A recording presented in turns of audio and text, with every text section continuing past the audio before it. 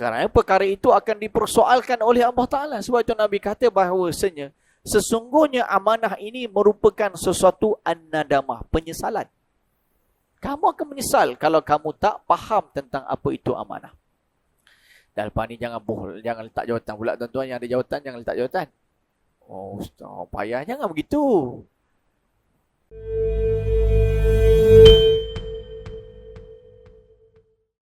Qala Allah Ta'ala fi muhkam tanzilih. A'udzu billahi minasy syaithanir rajim.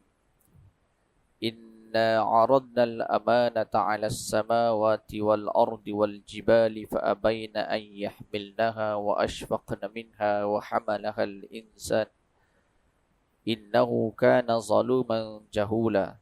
Sadaqallahul aliyyul azim. Firman Allah Subhanahu wa taala di dalam surah Al-Ahzab ayat yang ke-72, sesungguhnya kami telah kemukakan tanggungjawab amanah-amanah kami kepada langit, maka mereka enggan memikulnya dan bimbang tidak dapat menyempurnakannya kerana tidak ada pada mereka persediaan untuk memikul dan mengambil tanggungjawab tersebut.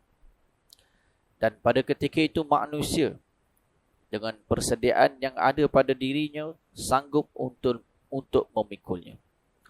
Ingatlah sesungguhnya tabiat kebanyakan manusia adalah suka melakukan kezaliman dan suka pula membuat perkara-perkara yang tidak patut dikerjakan. Surah Al-Ahzab ayat yang ke-72. Hadirin muslimin muslimat yang dirahmati Allah Subhanahu wa taala. Ketika mana Allah Subhanahu wa taala turunkan ayat ini, Ibnu Mas'ud radhiyallahu taala anhu telah pun menyatakan yang dimaksudkan dengan amanah-amanah yang telah pun dinyatakan oleh Allah Subhanahu wa taala ini adalah melibatkan ketaatan kepada Allah Subhanahu wa taala.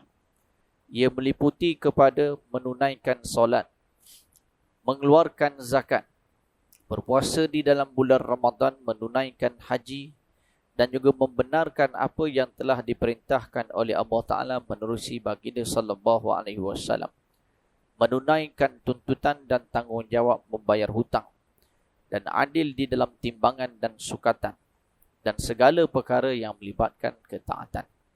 Itu yang dimaksudkan oleh Ibnu Mas'ud di dalam tafsirannya yang dipetik oleh Imam Al-Baghawi. Bahkan kata Mujahid, seorang penafsir pula, amanah ini merujuk kepada segala kefarduan-kefarduan yang telah diperintahkan oleh Allah Ta'ala, yang meliputi bukan hanya kepada soal ibadah, tetapi juga meliputi soal-soal selain daripada ibadah yang khusus, seperti mana melibatkan akidahnya, melibatkan perkara-perkara yang melibatkan ekonomi, tuntutan kenegaraan dan segala-galanya. Maka dengan sebab itu pada pagi ini kita akan melihat hadis yang ke-37 daripada 40 hadis peristiwa akhir zaman yang melibatkan tanda-tanda kiamat yang kecil. Iaitu tajuk yang telah diletakkan oleh sidang pengarang, bilakah akan terjadi kehancuran. Bilakah terjadi akan suatu kehancuran. An Abi Hurairah radhiyallahu ta'ala anhu qala bainama an-nabiy sallallahu alaihi wasallam fi majlisin yuhaddithul qauma ja'ahu a'rabiyyun faqala mata as-sa'ah famadha Rasulullah sallallahu alaihi wasallam yuhaddith faqala ba'dul qaum sami'a ma qala fakariha ma qala wa qala ba'duhum bal lam yasma' hatta iza qada hadisah qala aina as-sa'ilu 'anil sa'ah qala ha ana ya Rasulullah qala iza duyi'atil amanah fantazirus sa'ah iza duyi'atil amanah fantaziris sa'ah qala kaifa idha'atuha qala iza wussidal amru ila ghairi ahlihi fantaziris sa'ah atau kama qala sallallahu alaihi wasallam, rawahul Bukhari. Daripada Abi Hurairah radhiyallahu taala anhu berkata, ketika mana baginda Nabi sallallahu alaihi wasallam waktu tersebut sedang berada di dalam suatu majlis dan sedang memberikan syarahan terhadap mereka yang hadir di dalam majlis tersebut. Lalu datanglah seorang lelaki Arab Badawi yang bertemu dengan Nabi SAW di dalam majlis tersebut. Lalu dia bertanya kepada Nabi, bilakah akan terjadinya kiamat? Ini soalan. Datang majlis, kemudian tanya Nabi ketika mana Nabi sedang menyampaikan sesuatu di dalam majlis. Bila tu kiamat tu? Lebih kurang itulah. Lalu pada waktu tersebut, Nabi terus sahaja meneruskan ucapannya, percakapannya, syarahannya, sehingga mana tidak terjawab soalan yang telah diajukan kepada baginda sallallahu alaihi wasallam. Maka sebahagian para sahabat yang hadir ketika itu mengatakan, baginda Nabi sallallahu alaihi wasallam mendengar apa yang telah ditanyakan oleh Arab Badawi tersebut. Tetapi pertanyaan tersebut adalah pertanyaan yang tidak disenangi oleh Nabi SAW. Nabi tak selesa. Ataupun kata sahabat yang lain pula, baginda dengar percakapan ataupun mendengar persoalan tersebut. Yang tadi kata Nabi tak suka. Yang ini kata Nabi dengar. Sehingga apabila baginda Nabi SAW selesai daripada ucapannya, lalu baginda pun bersabda, di manakah lelaki yang bertanya tentang soal kiamat tadi? Jadi Nabi pun tanya balik, siapa yang tanya tadi? Lalu lelaki ini pun berkata, ha ana ya Rasulullah. Ini saya yang tanya tadi, wahai Rasulullah. Lalu Nabi pun bersabda, yang dimaksudkan dengan kiamat itu ialah apabila pengabaian terhadap sesuatu amanah itu telah pun berlaku, tunggulah hari kiamat. Lalu Arab Badawi itu pun bertanya, apakah yang dimaksudkan dengan abaian ataupun pengabaian ataupun mencia-ciakan amanah itu? Nabi menjawab, apabila urusan diserahkan kepada bukan ahlinya, maka tunggulah kedatangan hari kiamat. Hadis riwayat daripada Imam Bukhari. Hadis ini hadis sahih. Hadirin muslimin muslimat yang dirahmati Allah Subhanahu wa taala. Perkara pertama, kita memperjelaskan di dalam interaksi kita dengan hadis-hadis akhir zaman yang melibatkan tanda-tanda kiamat kecil, kita akan melihat dahulu autoriti hadis tersebut. Dan ini sering kali setiap kali hadis yang kita baca sepanjang sesi sebelum pada ini, kita telah menjelaskan seandainya hadis itu adalah hadis yang berkategori diterima oleh dalam disiplin hadis. Seperti mana hadis itu hadis sahih dan hasan, maka ia akan menjadi suatu hujah, menjadi suatu fakta, menjadi suatu sandaran untuk kita mengambil apa yang telah pun ditegur ataupun dipesan oleh baginda sallallahu alaihi wasallam sebagai satu penghujahan. Manakala sekiranya hadis tersebut adalah hadis yang berstatus lemah, maka kita akan mengambil pengajaran daripada hadis itu secara umum. Tidak boleh jadikan hujah benda ini akan berlaku dan sebagainya, kerana autoriti hadis itu telah pun dipertikaikan dalam disiplin metodologi hadis itu sendiri. Jadi pagi ini kita mendapat hadis yang kuat. Itu hadis yang diriwayatkan oleh Imam Bukhari rahimahullahu ta'ala, bererti perkara ini akan berlaku dan menjadi hujah. Dan sudah tentu kita pun melihat suasana apa yang disebutkan oleh Nabi, ianya adalah satu perkara yang telah dan sedang pun berlaku. Dan pasti ianya akan berlaku, kerana ianya adalah merupakan suatu ucapan baginda sallallahu alaihi wasallam yang termasuk di dalam urusan-urusan yang wajib untuk kita meyakini dan wajib untuk kita patuhi. Allah Subhanahu wa taala ketika menghuraikan perkara ini, yakni untuk kita patuh dan juga wajib, iaitu apabila Allah Taala mengatakan di dalam firman-Nya, wa ma atakumur rasulu fakhuzuh wa ma nahakum anhu fantahu. Kata Allah Subhanahu wa taala, apa sahaja yang didatangkan kepada kamu oleh rasul itu, ini baginda sallallahu alaihi wasallam, fakhuzuh, kamu kena ambil. Wa ma nahakum anhu fantahu. Kalau apa yang ditegah, dilarang oleh Nabi kepada kamu itu, maka kamu kena larang. Jadi dengan sebab itu, status hadis, dia adalah merupakan satu daripada bentuk yang perlu kita terima selain daripada Al-Quran. Dan mustahil baginda sallallahu alaihi wasallam akan mengucapkan, menyatakan dan juga berkelakuan dengan perkara-perkara yang bertentangan dengan apa yang diperintahkan oleh Allah Ta'ala. Allah Ta'ala mensifatkan perkara ini dengan Allah Ta'ala menyatakan dalam firman-Nya, وَمَا يَنْتِقُ عَنِ الْهَوَىٰ إِنْ هُوَ إِلَّا وَحْيٌ يُوحَىٰ. Dan tidaklah apa yang difikirkan oleh Muhammad itu, apa yang dituturkan, apa yang dibuat oleh Muhammad itu, mengandungi urusan hawa nafsu. Hadis ini bukannya hawa nafsu Nabi, tetapi ianya adalah merupakan risalah. In huwa illa, tidak lain dan tidak bukan, ianya adalah merupakan suatu wahyu yang diwahyukan oleh Allah Subhanahu wa Ta'ala. Jadi wahyu yang disebutkan di sini berbentuk maknawi, bukan wahyu hakiki seperti mana kita bawa dalam sembahyang, iaitu surah dan juga ayat Al-Quran. Tidak sama. Tetapi dia adalah wahyu berbentuk maknawi. Artinya, kita mengambil apa yang disebutkan oleh Nabi, diperlakukan oleh Nabi, ditegur oleh Nabi ini sebagai salah satu daripada bentuk wahyu yang Allah Ta'ala sampaikan kepada baginda sallallahu alaihi wasallam. Jadi hadis ini kuat. Yang kedua di dalam hadis ini, sebelum kita pergi apa yang dimaksudkan oleh Nabi, situasi ketika mana hadis ini berlaku. Iaitu baginda Nabi sallallahu alaihi wasallam sedang duduk di dalam suatu majlis dan sedang berucap dengan para sahabat. Di sini timbul dua perkara yang dinyatakan oleh para sahabat sendiri.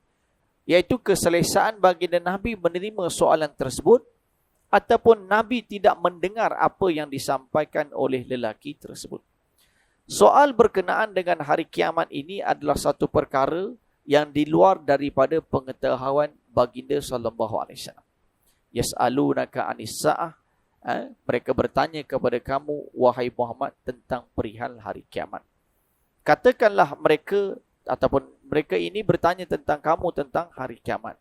Dan tidak ada apa yang ilmu yang diberikan kepada kamu melainkan hanya sedikit ilmu berkenaan dengan hari kiamat, bukan dalam pengetahuan baginda sallallahu alaihi wasallam. Sebab itu kita pernah menjumpa di dalam satu hadis ketika mana sirah ini diungkapkan berkenaan bagaimana uji kaji yang dibuat oleh pemimpin musyrikin Mekah, bagaimana untuk mengesahkan dan menguji baginda Muhammad sallallahu alaihi wasallam. Lalu mereka mengutuskan utusan mereka pergi bertemu dengan Yahudi di Yasrib sebelum Islam bertapak di kota Madinah. Lalu mereka bertemu dengan pendeta Yahudi, rahib Yahudi, lalu bertanya kepada Yahudi tersebut. Kerana Yahudi sudah pun dikenali bangsa yang memiliki nabi yang pelbagai. Maknanya mereka ini ada track record nabi-nabi yang lahir daripada bangsa mereka. Lalu mereka bertemu dengan Yahudi tersebut. Lalu mereka bertanya, bagaimana kami nak berhadapan dengan seorang lelaki yang mendakwa dirinya sebagai seorang nabi? Lalu kata beliau, tanyalah dia tentang 3 soalan. Seandainya dia boleh menjawab soalan-soalan itu, berarti dia adalah merupakan seorang nabi. Seandainya dia gagal untuk menjawab soalan tersebut, maka dia bukan nabi. Yahudi banyak kali tes nabi sebegini. Bukan hanya menguji dengan ayat Quran, bahkan menguji dengan perkara yang lain.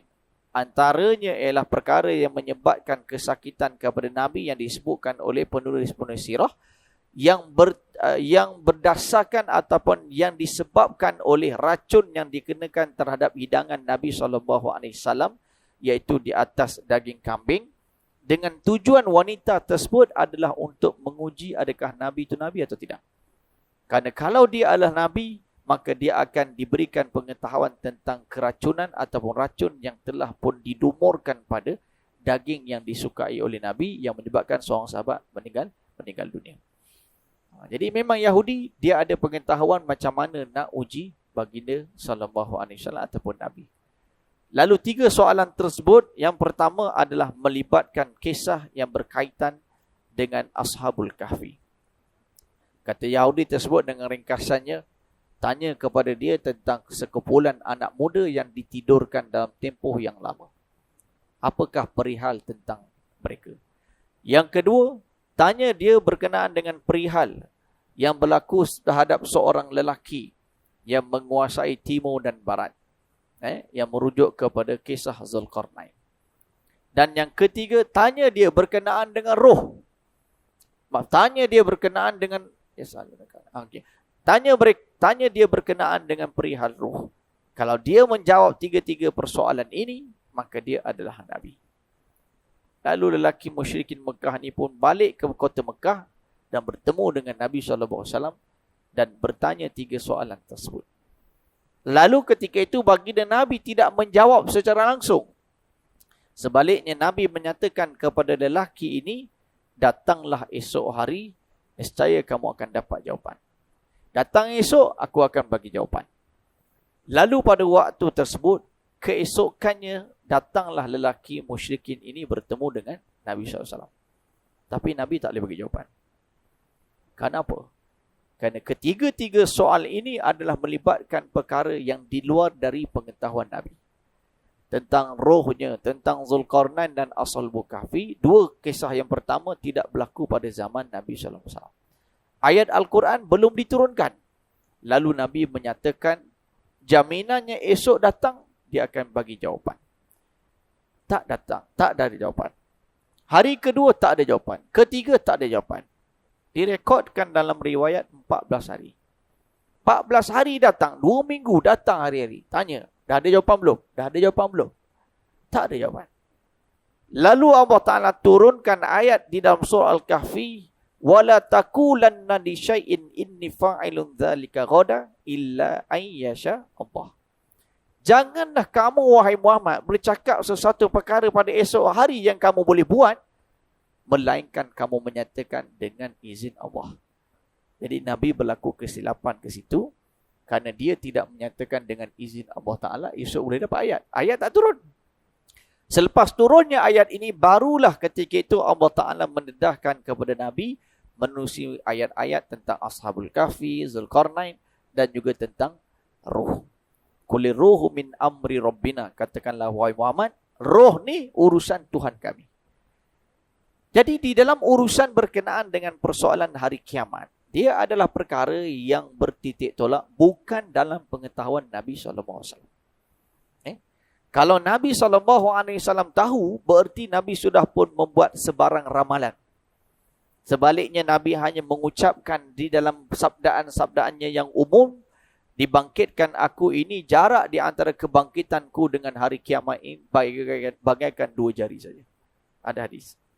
Dan kebangkitan Nabi itu adalah merupakan tanda-tanda hari kiamat. Kebangkitan Nabi itu sendiri. Dan begitulah mukjizat-mukjizat yang lain.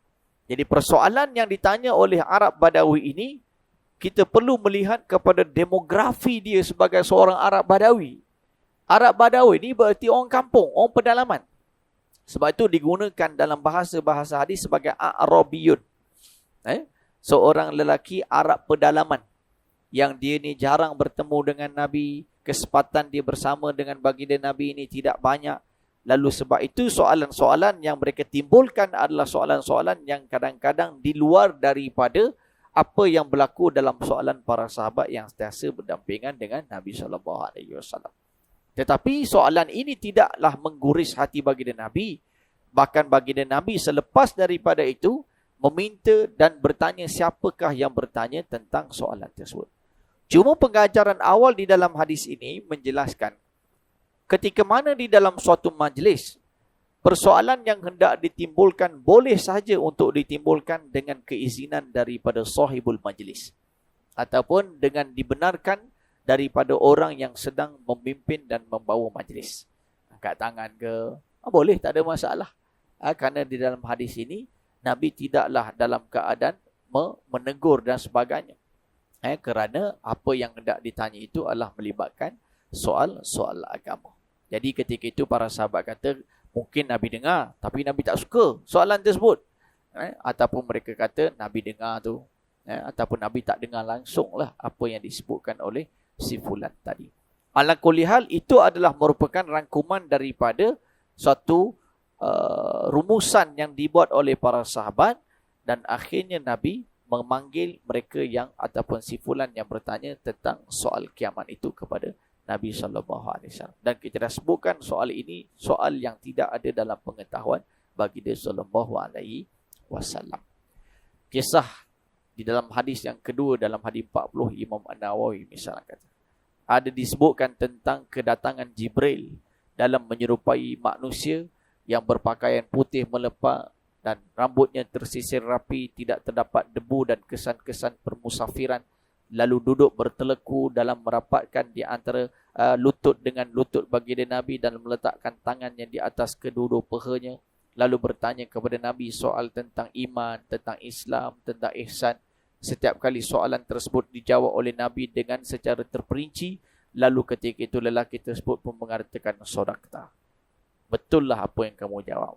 Sayyidina Umar yang berada di dalam hadis ini, yang meriwayatkan hadis ini mengatakan, fa'ajibtu, aku kagum yang bertanya itu yang mengesahkan kembali apa yang ditanya. Yang ini jawapan itu disahkan oleh orang yang ditanya. Lalu bertanyalah pula dia tentang soal kiamat. Akhbirni anis sa'ah. Lalu jawapan Nabi hanya sekadar mudah. Ketika itu Nabi menyatakan yang bertanya itu lebih memaklumi tentang apa yang sedang ditanya. Maknanya Jibril pun tak tahu. Jibril pun kena tunggu daripada wahyu. Jadi soalan ini adalah soalan di luar daripada pengetahuan. Tetapi di dalam pengetahuan Nabi itu apa? Iaitu an amaratiha. Soalan-soalan yang berkaitan dengan tanda-tanda kiamat. Yang ini Nabi cerita. Yang ini kita baca selama ni. Dan ini juga hadis yang Nabi menjelaskan tentang tanda-tanda kiamat yang kecil ataupun yang besar. Dalam konteks buku kita ini adalah tentang hadis-hadis yang kecil, tanda-tanda yang kecil. Jadi pada sudut tanda-tanda, simptom-simptom, gejala-gejala, itu Nabi boleh sebut. Sebab itu telah pun diberikan wahyu oleh Allah Subhanahu wa Ta'ala. Macam hari ini, kan? Orang kata kepada kita, kita doktor ke boleh cakap bahawa sebenarnya penyakit itu, penyakit ini? Tak, kita tahu simptom-simptom saja. Tengok sipulan demam, tak kebah-kebah, muntah, lawyer, tak selera makan. Ini tanda denggi ni. Kita kata begitu. Awak doktor ke? Tak, simptom dia. Tak, sebab dah diberikan apa itu simptom-simptom dia. Batuk, sosema, sakit tekak. Ini COVID ni. Begitu. Tak, senang je gitu. Tak payah jumpa Tok Bomoh dah. Tak, nak minta air penawar ke apa. Boleh, tak ada masalah. Tapi simptom-simptom luaran tu sudah pun kita ketahui. Kalau yang begini, begitu dan sebagainya. Jadi Nabi jelaskan kepada kita tentang gejala dia. Simptom-simptom dia. Tanda-tanda yang menyebabkan perkara itu akan berlaku dan dinilai sebagai tanda-tanda kiamat. Jadi di dalam hadis ini Nabi menjelaskan tentang amanah. Tanggungjawab. Kita pernah membaca hadis-hadis yang di belakang semua ini yang berkaitan juga dengan amanah. Antaranya ialah berkenaan bagaimana baginda Nabi menjelaskan ketika mana akhir zaman kesukaran manusia dalam bermuamalah, bertransaksi dengan orang yang memiliki sifat amanah dan kejujuran yang tinggi. Bahkan ketika itu kata Nabi SAW, tatkala mana orang yang disanjung dan diletakkan kedudukan yang tinggi, diharapkan dialah yang paling tinggi amanahnya, dialah yang paling tinggi kejujurannya. Lalu ketika mana urusan yang dibuat dengan si fulan tersebut, sebenarnya dia ini juga tidak amanah. Tetapi pada sudut zahirnya, dia diletakkan kedudukan yang tinggi, disanjung kerana dilihat seorang yang memiliki amanah dan jujur. Tapi tidak, kata Nabi. Hadis itu hadis Huzaifah bin Yaman. Jadi dengan sebab itu, kata Nabi, macam mana nak berhadapan dengan orang yang, ataupun situasi ketika mana susah nak mencari orang yang amanah, jujur dalam urusan jual beli ini. Kata Nabi, letaklah kepercayaan kamu kepada agamanya. Kalau kamu lihat agamanya itu terpelihara, maka letaklah itu sebagai titik tolak untuk kamu berurusan dengannya. Bagi orang yang bukan Islam pula, kata Nabi, letaklah tanggungjawab untuk kamu meletakkan amanah itu ataupun untuk kamu percaya dalam urusan tersebut bergantung kepada hak-hak kamu yang telah pun diperakui oleh pemerintah. Kita ada KPD, NHEP, apa tu banyak sangat panjang tu kan. Jadi kalau ada apa-apa masalah, kita rujuk dengan kementerian. Ataupun kita rujuk dengan tribunal. Sebab kita nak percaya dia ni tak semayang. Ataupun dia ni bukan Islam. Kalau dia bukan Islam tapi dia semayang pun, tetap dia masuk neraka. Kalau dia mati dalam keadaan kafir. Jadi dengan sebab itu, tujuan baginda Nabi membuat satu garis panduan ini supaya beramallah ataupun berinteraksilah dengan manusia mengikut secara zahirnya itu sahaja. Kita pernah dengar dalam hadis. Dalam hadis ini baginda Nabi SAW menyebutkan tentang tanda-tanda kiamat yang melibatkan tanda yang kecil, ialah apabila sesuatu tanggungjawab dan amanah ini tidak diberikan kepada mereka yang memiliki keilmuan dan juga kemahiran di dalam urusan tersebut. Waliyazbillah. Jadi kata Nabi, itu adalah pengabaian yang berlaku. Kerana apabila dia hendak melakukan sesuatu urusan yang melibatkan tanggungjawab, dia tidak dapat mengurus takbir dalam keadaan baik. Kerana penerimaan amanah dan tanggungjawab itu di luar daripada keupayaannya. Sebab itu bila Allah Ta'ala mengisahkan di dalam surah Al-Ahzab ayat 72, Inna ardal amanata ala samawati wal ardi wal jibal fa'abayna an yahmilnaha wa ashfaqna minha wa hamalaha al-insan innahu kana zaluman jahula. Kata Allah Ta'ala seperti mana kita sebutkan pada awal tadi, berkenaan dengan urusan amanah ini, dia adalah satu perkara yang berat. Sehingga mana makhluk Allah Ta'ala yang lain, bumi, bukit, gunung, ganang, langit, semua tak nak. Tak nak di sini kerana urusan tersebut tidak ada ilmu pengetahuan yang Allah Ta'ala berikan kepada makhluk selain daripada manusia. Dalilnya kita tengok dalam surah Al-Baqarah ayat yang ke-30, sehinggalah pada muka tersebut kita akan jumpa dalil kenapa manusia ini diberikan amanah dan dia terima amanah tersebut adalah kerana wa'allama adamal asma'a kullaha summa aradahum 'alal malaikati faqala anbi'uni bi asma'i haula in kuntum shadiqin. Ayat 31 dalam surah Baqarah. Allah Ta'ala kata kepada para malaikat, kenapa Allah Ta'ala pilih manusia sebagai khalifah? Adalah kerana Allah Ta'ala sudah pun mengajar kalimah-kalimah. Kalimah ini merujuk kepada urusan-urusan yang melibatkan pengetahuan di muka bumi ini. Allah Ta'ala dah ajar kepada Nabi Adam. Dan dengan sebab tersebut Allah Ta'ala tak berikan kepada para malaikat. Dan ketika mana ditanya oleh Allah Ta'ala kepada para malaikat, sila bagi tahu. Faqala anbi'uni bi asma'i haula. Bagi tahu apa benda yang aku ajar kepada manusia itu yang kamu boleh tahu. Lalu jawapan malaikat, qalu subhanaka la ilma lana illa ma 'allamtana innaka antal alimul hakim. Maha suci Tuhan, kami tidak ada ilmu pengetahuan. Ilmu yang kami ada ini, pengetahuan yang kami ada ini, semuanya datang kepada kamu. Lebih kumafuk ya. Jadi dengan sebab itu, kenapa dalam surah Al-Ahzab manusia menerima amanah? Kerana manusia telah pun menerima pengetahuan tentang amanah itu sendiri. Berdasarkan daripada ayat 31 daripada surah Al-Baqarah. Makna kata manusia, dia ada ilmu pengetahuan tentang mengurus takbir. Tetapi bukan keseluruhan perkara yang dia ketahui itu meliputi terhadap keseluruhan yang ada di atas muka bumi. Dialah buat itu, dia tahu semua benda perkara. Tak ada. Seorang doktor pakar dalam PhD falsafah sekalipun, dia hanya pakar pada sudut itu saja. Ada satu tesis PhD di UKM, Imam, mengkaji berkenaan dengan huruf waw dalam Quran. Jadi kita panggil dia Dr. Waw. Waw dalam Quran. Berapa banyak waw dalam Quran? Bukan waw itu waw yang diletakkan di tengah, tapi waw yang diletakkan penyambungan.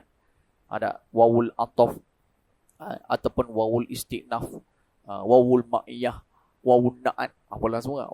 Kita panggil Dr. Waw. Gitu kan. Pakar dalam waw saja. Ada yang pakar pada sudut itu saja. Kerana itulah kepakaran yang telah pun dikuasai oleh seseorang. Tapi adalah orang yang menguasai. Seperti mana ulama datang Morocco baru ni kan.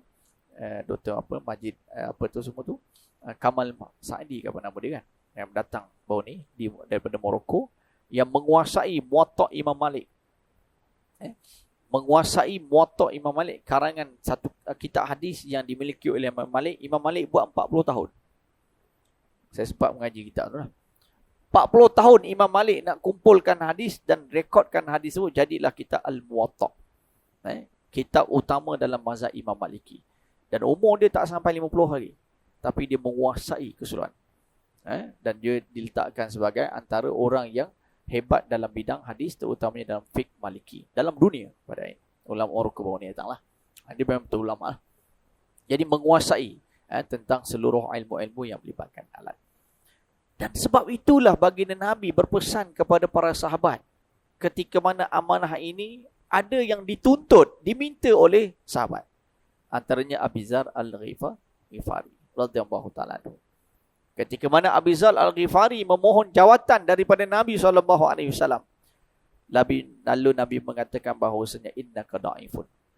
Sesungguhnya kamu wahai Abi Zar lemah, tak upaya nak menampung amanah ini. Satu, pada sudutnya Nabi kenal siapa dia Abu Zar Al-Ghifari. Yang kedua, Nabi mengetahui amanah yang hendak diminta oleh Abi Zar ini tidak layak untuk dirinya. Seperti mana dalam suatu peperangan, ketika mana baginda Nabi SAW menyatakan satu jaminan dan janjinya, keesokan hari, kata Nabi, dua kubu yang dimiliki oleh Yahudi tersebut, Sulalim dan Watih ini, dia akan dibuka oleh seorang lelaki yang dia ini mengasihi Allah Ta'ala dan Rasul, dan Allah Ta'ala mengasihi dia. Jadi kata Nabi, esok pagi aku akan panggil lelaki tersebut dan dialah yang akan buka kubu tersebut. Esok pagi para sahabat pun pakat ketika itu berlumba-lumba untuk menyatakan dialah yang layak. Sehingga mana ada riwayat mengatakan mereka menjengkitkan kaki supaya Nabi boleh nampak. Ini dalam perang ni. Dalam perang dengan Yahudi ketika itu. Lalu pada waktu itu masing-masing jengkit kaki. Yang pendek jengkit kaki. Yang tinggi pun jengkit kaki supaya, wahai Nabi, akulah tu. Laki yang suka Allah Ta'ala dan kasih Allah Ta'ala kasih. Sebab ini jaminan daripada Nabi. Lalu Nabi pun tengok dalam majlis. Tak datang ini. Bukan tak datang sembahyang Jumaat ni. Tak datang. Sebab apa? Sakit. Iaitu Ali radhiyallahu ta'ala anhu. Ali radhiyallahu ta'ala anhu ketika itu mata dia sakit. Dan dapat keizinan untuk berehat di khemah. Ini dalam medan perang. Perang dengan Yahudi. Lalu pada waktu tersebut Nabi tanya, mana Ali? Kata sahabat, Ali sedang berehat wahai Nabi. Matanya cedera. Lalu kata Nabi, panggil dia menghadap. Datang Ali. Nabi nak beritahu Ali yang layak. Sahabat ramai. Abu Bakar ada, Omar ada. Tapi dalam peristiwa ini, Sayyidina Abu Bakar sudah pun selesai urusan dia untuk menembusi kubu yang dimiliki oleh Yahudi di Khaybar ketika itu. Begitulah juga Omar pun selesai. Tapi yang Sulalim dan Watih ni tak lepas-lepas. Sebab fizikal bangunan, fizikal tanah yang ada, yang dimiliki oleh Yahudi ketika itu, tanah dia berbukit-bukit dan juga dilindungi dengan pohon-pohon tamar. Ini boleh baca dalam surah Al-Hasyr. Surah Al-Hasyr. Lalu ketika itu Nabi pun panggil dan Nabi pun minta Sayyidina Ali tunjuk mana yang sakit. Kata mata. Lalu Nabi pun meludah mata Ali radhiyallahu ta'ala. Tuan-tuan jangan ludah kalau ada orang sakit mata. Itu untuk Nabi saja. Tuan-tuan ludah nanti jadi masalah payah. Ini mukjizat yang ada pada Nabi. Dengan serta-merta izin Allah Ta'ala, sihat Ali. Lalu ketika itu Ali pun bertanya kepada Nabi, apakah aku perlu memerangi mereka seperti mana diperangi oleh orang yang lain? Kata Nabi, tidak. Seru mereka kepada Islam dulu. Seru mereka kepada Islam. Mereka mendapat hidayah petunjuk terhadap Islam itu lebih baik daripada unta yang berwarna merah. Itu hadis Nabi. Mafhumnya. Jadi kita tak sebut pasal tu. Kita bukan nak cerita pasal perang. Tapi nak cerita tentang kelayakan itu Nabi tahu. Lalu sebab itu Nabi perintahkan Ali radhiyallahu ta'ala anhu terima ataupun ambil tanggungjawab untuk membuka, menembusi dua kubu Yahudi yang masih belum terbuka dalam tempoh hampir beberapa minggu dalam peperangan. Kisah berikutnya, ketika mana Usamah bin Zaid bin Harisah radhiyallahu ta'ala anhuma, yang beliau telah pun diperintahkan oleh Nabi SAW pada tahun 10 Hijrah. Ketika mana Nabi selesai daripada urusan-urusannya, lalu Nabi perintahkan Usamah untuk berangkat pergi ke Balqa. Ini sebagai satu respon terhadap tindakan golongan-golongan Rom yang telah pun mengenakan pembunuhan terhadap peperangan Mu'tah. Dalam peperangan Mu'tah, ayah kepada Usamah iaitu Zaid bin Harisah, Ja'far bin Abdul Talib, Abdullah bin Rawah, 3 panglima perang yang telah gugur syahid sebagai panglima ketika mana berhadapan dengan Rom. Lalu dilantiklah Khalid bin Awalid sebagai panglima. Jadi Nabi perintahkan. Bila Nabi perintahkan ketika itu, ada cakap-cakap kat belakang. Ketika itu riwayat mengatakan Usamah bin Zaid umurnya baru lepas SPM. 17-18 tahun. Ada riwayat mengatakan 20 tahun. Makna umur dia tak sampai umur seperti mana sahabat ketika mana memimpin perang. Lalu mereka bertanya kepada Nabi, wahai Nabi, dah tak ada ke panglima perang yang lain yang senior-senior ni? Kita ada Abu Bakar. Tak ada cakap itu. Maksudnya, kita ada Bakar, Umar, ramai sahabat-sahabat. Dan Khalid yang baru masuk Islam pada tahun yang ke-6 Hijrah. Beliau telah pun membuktikan dia juga hebat. Kan? Tapi Nabi melantik Usamah bin Zaid bin Harisah. Lalu ketika mana ucapan-ucapan tersebut didengari dan dimaklumi oleh Nabi, apa Nabi sebut? Nabi kata bahawasanya Usamah ini layak untuk memimpin seperti mana bapanya juga adalah seorang pemimpin perang yang hebat. Kalau kamu mempertikaikan Usamah, kamu mempertikaikan bapanya. Itu ya. Ini bukan isu kronisme, tetapi didikan dan asuhan yang dibuat oleh Nabi kepada Zaid bin Harisah yang merupakan anak angkat Nabi. Yang dia juga telah mendidik anaknya Usamah bin Zaid yang juga menerusi didikan dan asuhan yang terbaik. Maka sebab itu Nabi yakin bahawasanya Usamah mampu untuk memimpin pasukan perang. Latar belakang orang yang hendak dilantik, kita kata resumenya, dia punya biodatanya semua dalam maklumat Nabi SAW. Jadi sebab itu layak untuk dilantik. Sebab itu dalam konteks lantikan ini bukan soal muda ataupun tua. Kami nak pemimpin muda, dia mesti jadi ni gini. Berdasarkan begini. Kalau dia layak, silakan. Tak ada masalah. Kalau dia muda tetapi dia ni perangai macam budak-budak, takkan nak suruh jadi pemimpin. Tak. Akhir sekali dia bawa cara memimpin itu dengan cara yang tidak betul dengan apa yang dikehendaki oleh umat, misalnya kata. Tak guna juga. Bukan itu semata-mata. Sebab itulah di dalam Al-Quran Allah Ta'ala menyebutkan dua sifat yang menjadi kelayakan sebagai seseorang yang nak memegang amanah. Al-Qawi wal-Amin. Qawi itu bukan sadar. Bukan sadar. Hari ni orang kata, Qawi kita kena pergi bodybuilder ni. Bukan. Al-Qawi itu keupayaannya itu dalam memimpin dengan ketakwaan, keimanan. Itu pertama. Al-Amin, kejujuran. Amanah dia dalam melaksanakan tanggungjawab. Itu maksudnya. Jadi orang kata Qawi ni, begitulah. Bukan. Ini ayat yang diturunkan kepada Nabi Musa ketika mana beliau ini mengambil upah daripada Nabi Shu'aib untuk menternak ternakan-ternakannya. Jadi kalau kata Allah Ta'ala, ambillah, ketika itu anak Nabi beritahu, wahai bapa, ambillah si fulan ini sebagai pengembala kerana dia memiliki sifat Al-Qawi wal-Amin. Itu dia punya pernyataan. Jadi sebab itu Abi Dzar Al-Ghifari ditolak untuk menerima sebarang amanah daripada Nabi kerana Nabi kata dia tak layak. Tapi dalam sudut yang lain Nabi bagi. Dan dalam sudut yang lain para sahabat Nabi bagi.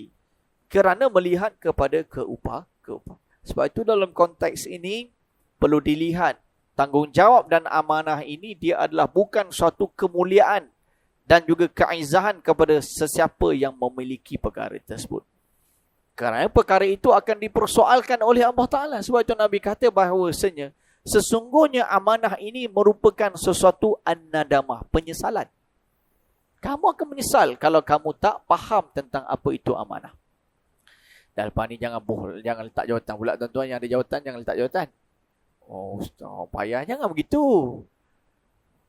Ketika mana Syekh Qutb rahimahullah ta'ala membahaskan konsep ini, kata beliau, manusia ketika mana diminta untuk mengambil sesuatu amanah, bukan dia nak, tapi orang lantik dia.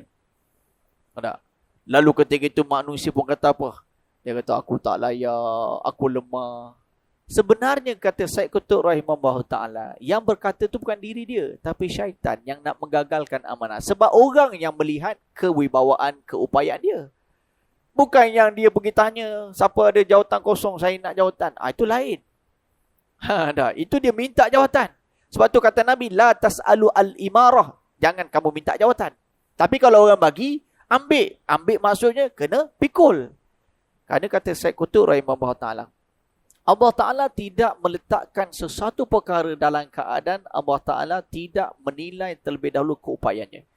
La yukallifullahu nafsan illa wus'aha. Jadi orang yang nak lantik tu bukan nak pedajal. Ini bukan macam zaman sekolah rendah, tuan-tuan. Zaman sekolah rendah, kita pedajal kawan, kawan pedajal kita.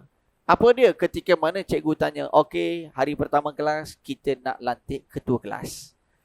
Saya pun, kena pedajal ni. Sebab apa? Ketua kelas, dialah yang kena panggil cikgu zaman dululah. Zaman sekarang tak dah. Dialah yang kena angkat buku cikgu.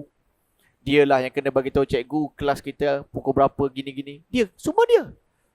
Dialah yang kena tulis dekat papan hitam, siapa yang main, siapa yang bangun, siapa tak buat kerja. Dia ada kuasa, tapi dalam keadaan yang lain, dia pun tak selesa kuasa tersebut. Apalagi kita pedajal. Biasa yang duduk depan kena. Kita duduk belakang, biasa terlepas. Yang nakal ni belakang. Macam kita duduk belakang kan. Simpulan. Itu pedajal. Pedajal maknanya lah waktu budak-budak. Bila kita dah meningkat dewasa, kita tidak mendajal orang. Ataupun kita tak mengenakan orang dengan amanah. Bahkan kita nak letak tersebut biar dia betul-betul layak. Kerana dia akan memimpin kita. Dan kita juga akan merasakan kesan dia pimpinan dia. Sebab tu dalam athar menyebutkan ad-dinu ala muluki. Agama itu terletak bagaimana corak pemerintahan seseorang. Makna kata kalau dia memimpin dalam keadaan baik, maka ketika itu dia akan dalam keadaan baiklah seseorang. Jadi dengan sebab itu amanah ini suatu perkara yang kompleks. Perkara yang luas. Yang perlu dilihat, kalau dia tidak berupaya, maka dia tidak layak untuk mendapat amanah tersebut. Kalau dia upaya, dia patut untuk menerima amanah tersebut. Seperti mana Nabi Yusuf. Nabi Yusuf AS ketika mana dipenjarakan di Mesir. Lalu ketika itu mendapat berita tentang ada di kalangan pegawai-pegawai penjara, resah dan gelisah tentang mimpi yang ada daripada sang raja. Mimpi berkenaan dengan kemarau, lembu kena makanlah apa semua kan. Lalu ketika itu Nabi Yusuf yang menawarkan untuk menyelesaikan masalah tersebut. Dan akhir sekali dia telah menawarkan diri untuk jadi Menteri Kewangan Mesir ketika itu. Sebab ketika itu dia layak. Dan apa yang menjadi kepada kelayakan tersebut, menjadikan orang lain tak layak, maka dia kena tawar diri. Jadi dalam satu komuniti, kalau dia ni mampu, orang lain tak mampu, dah memang tak ada. Jadi kena. Ada satu tempat di Kuala Lumpur baru ni, pengurusi masjid, tak ada orang nak jadi. Ada satu tempat, bilal masjid, tak ada orang nak jadi. Ramai. Bila lantik, tolak. Bila lantik, tolak. Pemilihan masjid Selangor, bulan lepas kan. Lantik, tolak. Akhir sekali, Jabatan Agama Islam Negeri Selangor kata, tak apalah kalau dah macam ni panjang kita. Akhir sekali mereka kata, tak apa, kita serahkan kepada jabatan. Dan selesai daripada pelantikan tersebut, kita akan beri mandat kepada jawatan kuasa. Sebab kan syaratnya mesti 65. Bawah 65 tak boleh. Jadi banyak masalah lah yang berlaku mengikut kelayakan dan sebagainya. Okey. Jadi dengan sebab itu amanah bila mana diperlukan dan orang berkelayakan, kita kena ambil tanggungjawab. Maka dengan sebab itu kata Nabi di dalam hadis ini, wiza wusida al-amru. Wusida ini bererti bila disorongkan sesuatu urusan. Bila disorongkan bererti orang yang melantik, orang yang mengundi, orang yang mencalonkan, dia juga kena tanggungjawab. Yang pedajal tadilah. Dia jangan duduk. Yang penting aku dah lepas. Kita dah menunaikan tanggungjawab kita sebagai ahli karyah. Dia pun duduk tidur. Kawan tu ajak mesyuarat, tak datang. Kawan tu ajak buat aktiviti, tak mau buat. Semua tak buat. Akhir sekali terkontang-kanting. Jangan. Nabi sebutkan dalam hadis tentang banyak perkara berkaitan dengan perkara ini. Berkenaan dengan orang yang mencalonkan, yang mencadangkan, yang mengundi, yang menyokong, yang tepuk tangan. Yang punya, gitu. Semua ni kena nanti. Kena maksudnya dia juga akan dipertanggungjawab. Sebab dulu di dunia, kamu yang pilih dia. Tiba-tiba kamu tahu dia ni tak mampu, tapi kamu nak juga dia. Lalu dia memimpin dalam keadaan tidak beragama, wal'izbillah. Lalu kamu juga diheret masuk dalam api neraka. Wal'izbillah. Jadi sebab itu dalam bab soal ini, soal nak pilih ketua kelas pun ada melibatkan dosa pahala. Soal melibatkan nak memimpin ada dosa pahala. Soal untuk memilih pemimpin dunia negara pun ada dosa pahala. Jadi jangan main-main. Tak. Benda ini adalah perkara yang berdasarkan daripada apa yang disampaikan oleh baginda sallallahu alaihi wasallam. Kerana kita akan dipertanggungjawabkan tentang apa yang kita laksanakan. Hadirin muslimin muslimat yang dimati Allah Subhanahu Wa Taala. Sebab itu ancaman daripada Nabi di dalam hadis ini fantazirisa. Artinya tunggulah akibat dan kesan daripada pengabaian amanah yang telah pun dilakukan, kerana ini adalah merupakan salah satu daripada tanda-tanda akan berlakunya akhir zaman. Dan ketika mana amanah itu diurus takbir dalam keadaan yang begitu rosak, maka akan rosaklah orang yang telah dipimpin. Jadi dengan sebab itu dalam kita nak memimpin, khususnya yang paling umum adalah memimpin diri dan keluarga. Kitalah yang menentukan yang terbaik dengan kita membuat perbincangan di dalam keluarga. Kerana apa? Kerana baik dan buruk itu kita timbang dahulu. Bukannya pada sudut perkara-perkara yang di luar daripada agama. Maksudnya kita nak tengok trend sekarang ni. Bukan begitu. Tapi kita timbanglah dulu pada sudut nilai agama, pada nilai buruknya macam mana. Selepas daripada kita lihatlah bahawasanya sekiranya mana agama diletakkan kepada sudut-sudut yang pertama dan utama, maka perkara lainlah yang akan mengikuti perkara tersebut. Dalam bab nikah, contohnya Nabi sebut, tunkahul mar'atul li arba'. Dinikahi wanita itu kerana 4 perkara. Kerana cantiknya dia, kerana hartanya dia, kerana keturunannya dia, bijaknya dia, apalah semua 4 perkara. Tetapi kata Nabi, pilih yang agama. Maka beruntungnya kamu bila pilih agama, kerana kalau dia cantik tak beragama pun tak guna. Kalau dia cantik, kalau dia ada harta tetapi tidak beragama pun tak guna. Kalau dia ada keturunan yang hebat tetapi tidak ada agama, tak ada guna. Kerana agamalah yang akan mengikat kecantikan tersebut, tahu kat mana hendak dia gunakan. Balik rumah dia pakai baju kelawar, pakai bedak sejuk, letaklah timun dekat mata.